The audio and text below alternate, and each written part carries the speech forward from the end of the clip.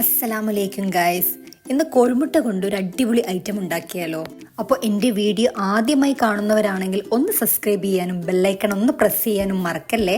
ഞാനിവിടെ 3 കോഴിമുട്ടയാണ് പുഴുങ്ങാനിട്ടത്. ഉപ്പിട്ടുങ്ങാണ്ട് പുഴുങ്ങാൻ വേണ്ടി വെച്ചിട്ടുണ്ട്.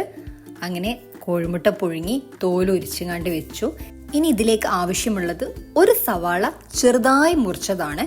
ഒരു ഫ്രൈങ് പാൻ അടുപ്പത്ത് വെച്ച് അതിലേക്ക് വെളിച്ചെണ്ണ ഒഴിച്ചു കൊടുത്ത് നമ്മുടെ ഉള്ളി ഇതിലേക്ക് ഇട്ട് കൊടുത്ത് നന്നായി ഒന്ന് വഴറ്റിയെടുക്കുക. ഈ ഒരു മസാലയുടെ മെയിൻ ആൾ ഈ സവാള തന്നെയാണ് കേട്ടോ.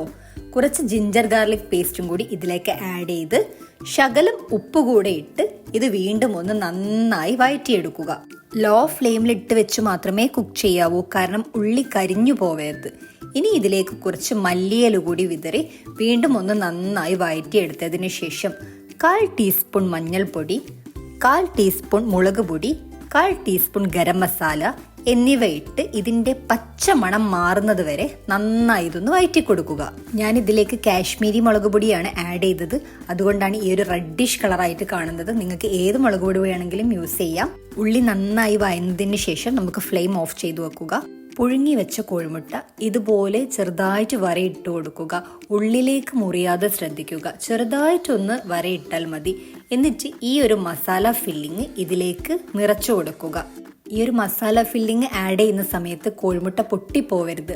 അതുകൊണ്ടാണ് വരയിടുമ്പോൾ ഉള്ളിലേക്ക് ആവാതെ നോക്കാൻ ശ്രദ്ധിക്കണമെന്ന് പറഞ്ഞത്. ഇതുപോലെ മസാല ഫില്ലിങ് ആയി കിട്ടും. നല്ല ടേസ്റ്റ് ഉണ്ട് ഇത് കഴിക്കാൻ കേട്ടോ. നമുക്ക് ഉച്ചയ്ക്ക് ചോറിൻ്റെ കൂടെയും വൈകുന്നേരം ഒരു കട്ടൻ ചായയുടെ കൂടെയും എല്ലാം കഴിക്കാൻ പറ്റുന്ന ഒരു കിടിലൻ ഐറ്റമാണിത്. തീർച്ചയായിട്ടും വീട്ടിൽ കോഴിമുട്ടയുണ്ടെങ്കിൽ പെട്ടെന്ന് തയ്യാറാക്കാൻ പറ്റുന്ന ഒരു അടിപൊളി റെസിപ്പിയാണിത്. വീട്ടിലൊരു ഗസ്റ്റ് വരികയാണെന്നുണ്ടെങ്കിൽ സ്പൈസി ആയി എടുത്തു വെക്കാൻ പറ്റുന്ന ഒരു അടിപൊളി ഐറ്റമാണിത്. നമ്മൾ കോഴിമുട്ട വെച്ച് പലതരം ഐറ്റംസും തയ്യാറാക്കുന്നതല്ലേ, നിങ്ങൾ ഇതൊന്ന് ട്രൈ ചെയ്ത് നോക്ക്. അപ്പോൾ ഗൈസ്, വീഡിയോ നിങ്ങൾക്ക് ഇഷ്ടപ്പെടുകയാണെങ്കിൽ ലൈക്ക് ചെയ്യാനും ഷെയർ ചെയ്യാനും കമൻറ്റ് ചെയ്യാനും മറന്നു പോവല്ലേ.